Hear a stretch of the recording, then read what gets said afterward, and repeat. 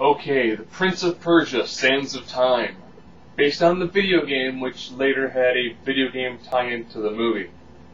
So I guess if you went from a video game to a movie, then a movie based on a video game, then video game based on the movie, I guess then you made a complete and total cycle. This is Disney and Bruckheimer.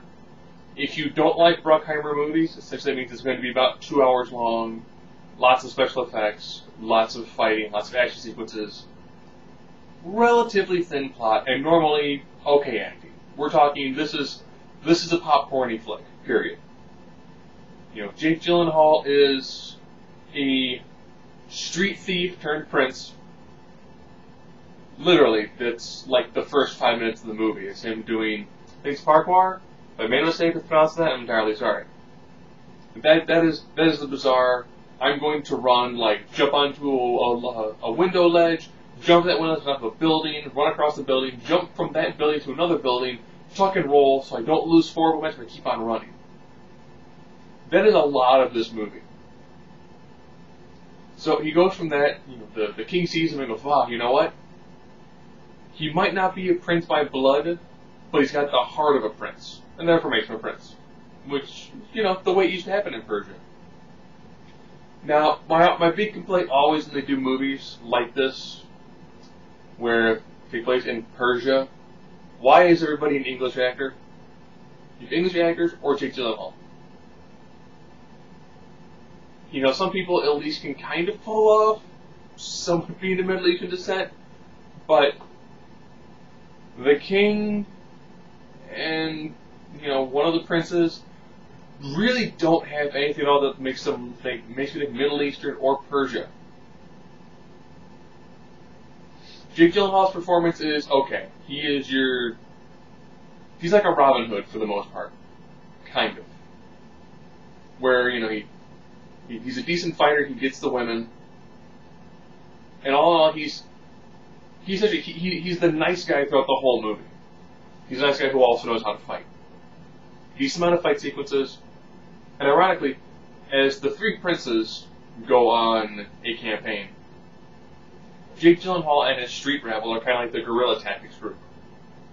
So you have the people who do the straightforward fighting, and then you have the people who, it's like his group of little ragtag guys, who will attack a place from the side where it's undefended.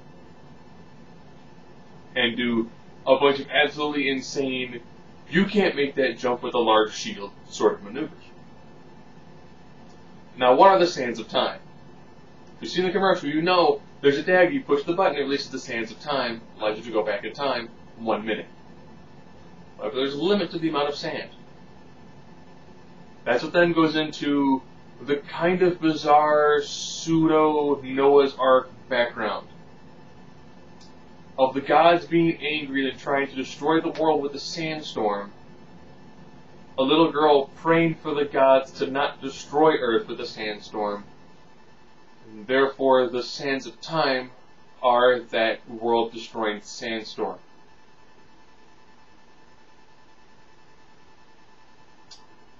Yeah, that sounds kind of convoluted. It does, because it's kind of, oh, so the sand that allows you to go back in time is also what was going to be the earth-cleansing sand of destruction. Okay. I really can't go into a lot of the plot because essentially it's go here, get dagger, twist. What's going on with the dagger? The dagger does this. Ah, I need to show somebody. Twist. Ah, now what are we going to do? Ah, twist. It is the, like most Bruckheimer movies, there used to be a website, I forget what it's called, but they timed out when the Bruckheimer twists happen, because they happen roughly the same time in every single movie that he does. It's a formula, but it works. Sir Ben Kingsley, he does a decent job. You know, he's gone a long way from being Gandhi. Jake Gyllenhaal,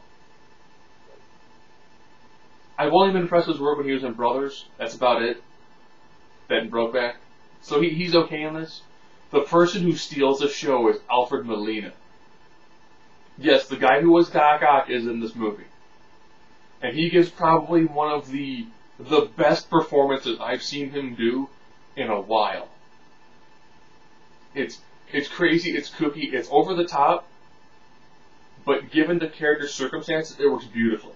So this movie, Prince of Persia, Sands of Time, it's popcorny, it's fun, there's not a lot of depth to it, but it's enjoyable for 2 hours. It is. It is a fun ride, which is what Bruckheimer tends to do. This one doesn't get as bogged down as some of his other movies. This one kind of has almost an action picture feel to it. It has that nice, light, airy action popcorn flick to it.